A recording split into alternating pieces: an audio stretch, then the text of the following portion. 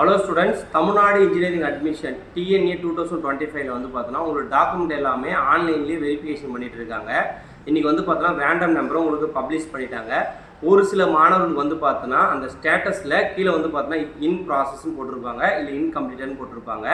அப்படின்னா அது கீழே வந்து பார்த்தீங்கன்னா உங்களுக்கு டிஎஃப்சின்னு போட்டு உங்களுக்கு என்ன ரீமார்க்ன்றதை அங்கே மென்ஷன் பண்ணியிருப்பாங்க. நீங்கள் டிஎஃப்சிக்கு போய் உங்களுடைய 12th மார்க் என்ன பண்ணியிருக்கீங்கன்னா உங்களுக்கு ஆன்லைனில் வந்த அந்த வெப்சைட்டை போட்டு பார்த்தீங்களா, உங்களோட ரோல் நம்பர் டேட்டா பார்த்து போட்டு அதை வந்து பல மாணவர்கள் வச்சுருக்கீங்க. அப்புறம் ஃபஸ்ட் கிராஜுவேட் எஸ்ன்னு போட்டுட்டு அதை வந்து அப்லோட் பண்ணாமல் இருக்கீங்க. ஸோ அதெல்லாம் ரீமார்க் போட்டிருக்காங்க.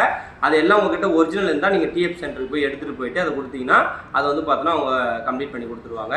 ஸோ இன்னொன்று வந்து பார்த்தீங்கன்னா உங்களுக்கு டிஎன்ஏ சம்மந்தமாக என்ன டவுட்ஸ்னாலும் நீங்கள் டிஎஃப்சி சென்டர் மட்டும் தான் கான்டாக்ட் பண்ணணும்.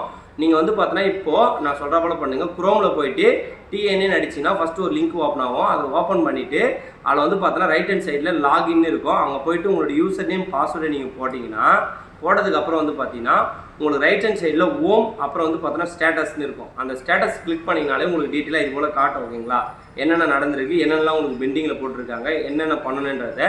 ஸோ இதுக்கு வந்து பார்த்தோன்னா அவங்களே உங்களுக்கு சொல்லுவாங்க, அணுகணும், நீங்கள் டிஎஃப் சென்டர் வரணும்னு சொல்லிட்டு நீங்கள் டிஎஃப் சென்டர் போனீங்கன்னா அதை அவங்க கம்ப்ளீட் பண்ணி கொடுத்துருவாங்க. உங்களுடைய டாக்குமெண்ட்டை வந்து பார்த்தீங்கன்னா நீங்கள் டவுன்லோட் பண்ணி பார்க்கலாம். டவுன்லோட் பண்ணி பார்த்தீங்கனாலே உங்களுக்கு எல்லாமே தெரியும். நீங்கள் டவுன்லோட் பண்ணி பாருங்கள். ஸோ இது சம்மந்தமாக எதனா டவுட்டு இருந்ததுன்னா கண்டிப்பாக என்னோட நம்பர் கொடுக்குறேன், நீங்கள் கான்டாக்ட் பண்ணுங்கள். ஸோ எதை நினச்சும் ஒரி பண்ணாதீங்க.